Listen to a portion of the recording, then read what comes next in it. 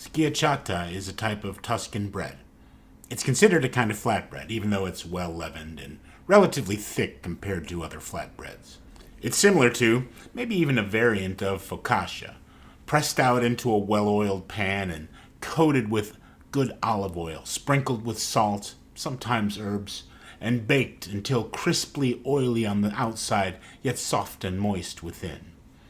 It's thinner than focaccia generally, crisper surfaced and saltier, yet still suitable for slicing open and filling with sandwich ingredients all the same.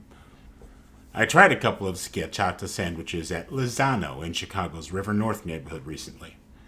Their sandwiches are named after cities in Italy, and we ordered two of them, the Roma, with porchetta, lemon aioli, roasted red peppers, and arugula on schiacciata, and one of their more popular sandwiches, the Modena, with mortadella, pistachio cream, stracciatella cheese, chopped walnuts, and arugula, customized with schiacciata instead of the usual focaccia for that sandwich. Now, both of these sandwiches were very good.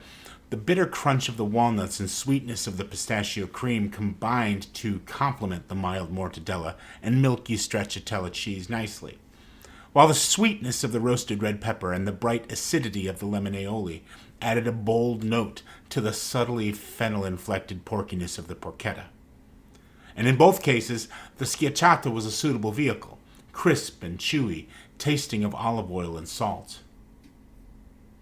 And all the recipes I found for schiacciata bread definitely drove home the similarities between it and focaccia. Now, I baked my schiacciata in a tall-sided roasting pan instead of a sheet pan, and maybe it rose too high as a result, ending up closer to focaccia than intended. But the texture, that crisp oiliness of the outer crust, contrasting with the soft, moist chewiness of the interior crumb, that seemed spot on. And when I made my own schiacciata sandwiches, I started with a take on that mortadella and pistachio sandwich I'd liked so well at Lozano. I parboiled and peeled a pound of pistachios, then pureed them into a paste, say that 5 times fast, that I spread on the bottom half of a piece of schiacciata. I topped that with 4 thin folded over slices of mortadella, half a ball of burrata, and a good handful of arugula dressed with olive oil and balsamic vinegar.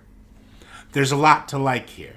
The creaminess of the burrata playing off the mild, nutty mortadella, accented by the sweetness of the pistachio paste and the bitter, peppery arugula, which itself was complemented by the fruitiness of olive oil and the sweet, tart balsamic vinegar. There's no big kick in the teeth flavor here like I often enjoy in a sandwich. Rather, there are a lot of more subtle flavors interplaying and coming to a delicate balance. My next schiacciata, though, did have bigger flavors, with a base of chopped figs and gorgonzola cheese topped with folded prosciutto and more of that dressed arugula. These were dried figs that I rehydrated briefly before using them in the sandwich, and thus their flavor was more concentrated than a fresh fig, but the texture less dense and chewy than a dried fig. And they worked well alongside the salty pungency of the aged gorgonzola. All of this played well with the slightly funky flavor of the prosciutto, salty and nutty and earthy, sliced thin and meltingly tender. Against this, that same dressed arugula used in the previous sandwich was almost an afterthought, yet welcome nonetheless, in the way that a sandwich with big meats and cheeses kind of needs a hit of greenery to give the palate a rest.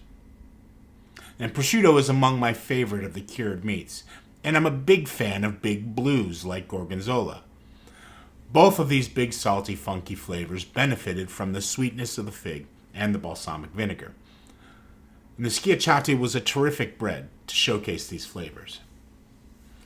But I had a feeling I could take those flavors even bigger yet, with a fully loaded tuna sandwich. Now, this is similar to some subs I've had from J.P. Graziano. I started with a good quality tuna packed in olive oil in a jar that I bought at my local Italian deli. Now, J.P. Graziano's trick, what makes their tuna subs the best in the game, in my opinion, is that they add, in addition to the standard mayo, minced celery, and red onion, chopped artichoke hearts, and, on request, hot giardiniera as well. Now, I built onto this already potent mix of my tuna salad by adding roasted red peppers and a strong flavored olive salad as well. And I get it. Maybe you can't imagine getting excited over a tuna salad sandwich no matter how good the tuna is, no matter how much extra stuff gets mixed in. I can understand that thought. I used to think the same way. But this is a flavor bomb. The enhancements to the tuna salad could be overwhelming, but instead elevate this humble standard to something greater.